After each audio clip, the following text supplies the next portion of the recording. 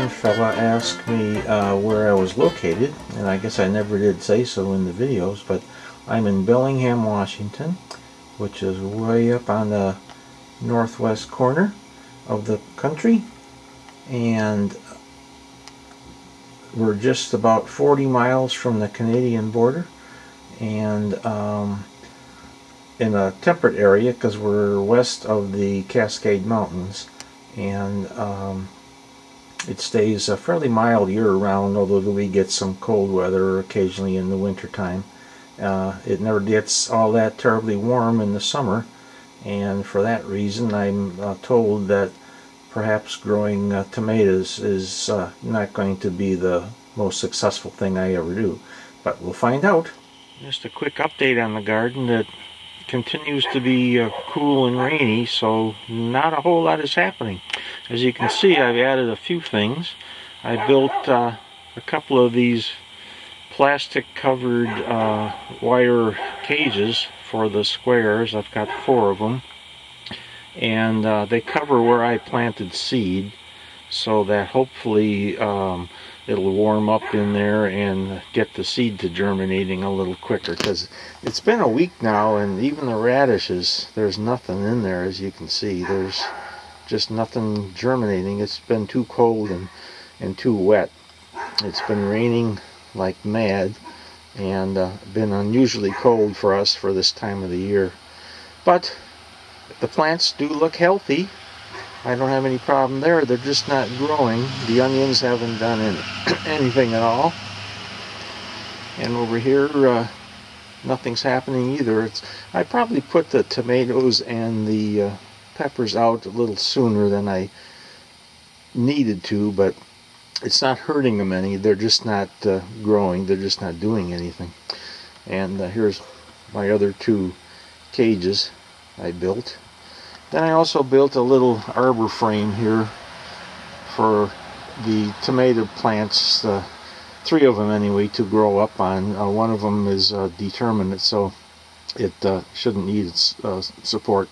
The others, I don't know if you can see them, but there's strings attached right behind each tomato plant, and as they grow I'll train them to go up on those strings.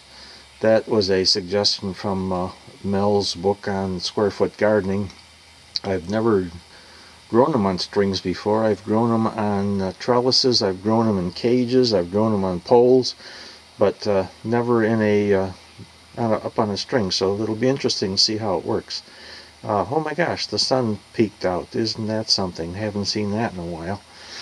Anyway, that's just a quick update. I did plant more carrots, so I've got radishes, beets, carrots, and lettuce in seed, and like I said, nothing's really happening with that.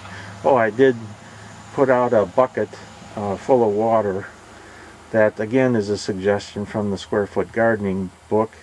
He recommends putting that out so the sun can warm it, and then watering your plants with a cup. Of course, with all the rain we've had, I haven't had to water anything, and gosh, might not have to water much all summer. We usually dry off June, July, August. In those months it usually it stays fairly dry, so I'm sure I'll have to do some watering by then. But that's all that's happening right now. As far as the pests go around here, the worst ones that we have to contend with are the deer and the slugs. As I mentioned before, the woods are right there, so we get deer coming up in through here, and they love to eat my wife's flowers, and she has come up with a spray that she sprays on, and it seems to work. It seems to keep them away, so I've been using that on my vegetables. But we just haven't seen any, so maybe we'll luck out this year and they'll have found someplace better to go than here. The other thing we have to contend with are slugs, and that's why you'll notice around my beds there's a line of white powder, which is a slug bait, Corey's slug bait, and it does a real good job. So far I've had dead slugs around the perimeter, but nothing's gotten up into the beds themselves. So I have to be diligent about keeping that freshened up down there, and I should be able to control the slugs. I'll try to find one in the yard somewhere to show you. They get huge.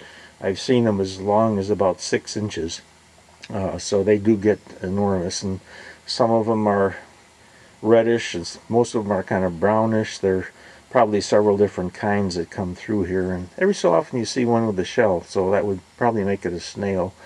But I'll see if I can find one to show you. Well, we must be doing a pretty good job of keeping them at bay, because I had to look pretty hard to find one.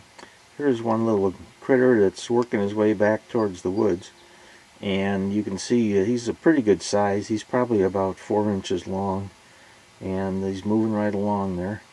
So this is what I have to be very vigilant of. If you give them a slightest little opening, they'll find it, and they'll get up there and they can eat a plant out in no time flat. But they're not too difficult to control as long as you keep at it. So that's what I'll do.